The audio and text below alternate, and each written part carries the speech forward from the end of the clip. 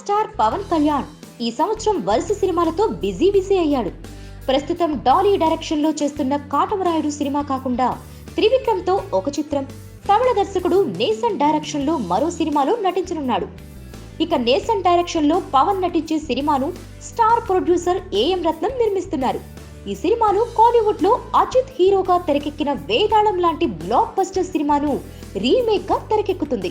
ప్రస్తుతం post production పనుల్లో ఉన్న ఈ చిత్రంలో పవన్ కళ్యాణ్ చెల్లిగా నేచురల్ స్టార్ నాని సినిమాలో నానికి లవర్ గా నటించిన నివేదా థామస్ ను తీసుకున్నట్లు సమాచారం. అన్నా చెల్లెళ్ల సెంటిమెంట్ ప్రధానాంశంగా ఉండే ఈ సినిమాలో తమిళ్లో అజిత్ కు చెల్లిగా లక్ష్మీ మీనన్ నటించింది. శృతి హాసన్ హీరోయిన్. ఇప్పుడు తెలుగులో పవన్ సరసన సాయేషా సైకిల్ హీరోయిన్ గా ఎంపికైంది.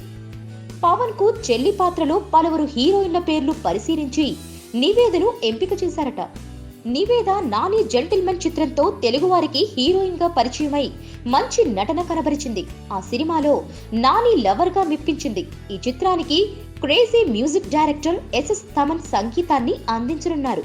ఇకపోతే ఈ లక్కీ హీరోయిన్ నివేదా థామస్ నానితో మరో సినిమాలో కూడా నటించనున్న సంగతి తెలిసిందే. Please subscribe. Movie Time Series. Hi, it's me Purna. Please subscribe.